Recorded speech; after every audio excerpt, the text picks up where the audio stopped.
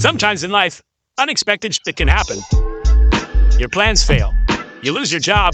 You crash your car. And while these things that happen to you are not always your fault, it is your job to take the responsibility. Sure, you can't possibly account for every single thing that life throws at you. When things go wrong, it isn't necessarily your direct actions that cause the issue. But when you go through life with the belief that things are happening to you and not because of you, you give up control. You begin to believe that you don't have much influence over things. So you never feel the need or motivation to put in much effort. As a result, you stay in the same position for most of your life, never doing much or achieving much.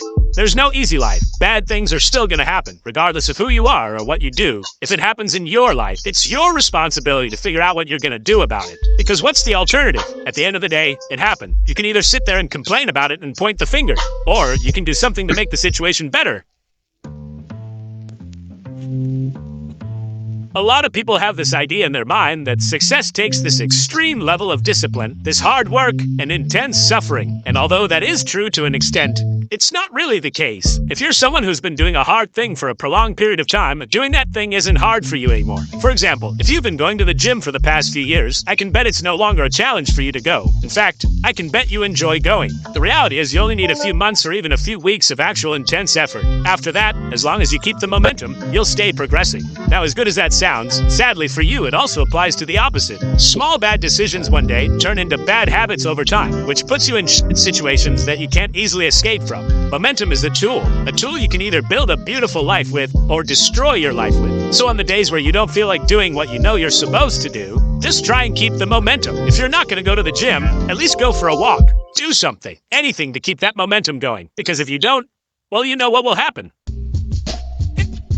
Having a goal and writing it down places you above 97% of the population. Most of you watching this are probably in that 3%, and out of that 3%, only 7% of you will achieve those goals. A large part of this is down to the fact that most people set goals that are result-based, the success of the business, the car they want to drive, etc. But what's funny about doing this is that our desires are always changing, so as a result, we're constantly moving the goalposts. On top of this, we automatically place that goal on a pedestal. It always feels too far away, unattainable.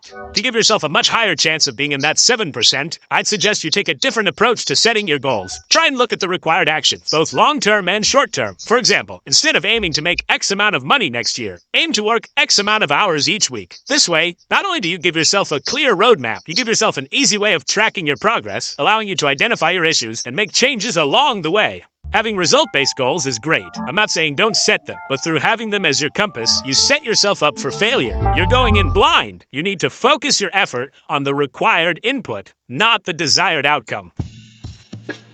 If you're watching a video like this, I can almost guarantee that you've done enough thinking. You know where you want to go, and you know what to do to get there. But so often in life, we wait until we have all the answers. We overthink things, over-research them, and by the time we're ready to start something, we could have already done it. If there's one thing that I could tell you that would drastically transform your life, it's to trust yourself. The plan you have in your head, the strategy you're thinking of, all of it will work if you just start doing it. Because at the end of the day, you're not stupid. You know what the right answers are. The only way your plans can fail is if you don't do them in the first place. That's the only way. So each time you have a task in front of you that you know you're supposed to do, don't think about it. If you think for long enough, you'll find an excuse to not do it. As soon as your feet are at the edge, just jump. That's all you need to do. Every single person on this planet is on a different path, and as much as this advice, or anyone's advice, can be useful, ultimately it all comes down to one thing.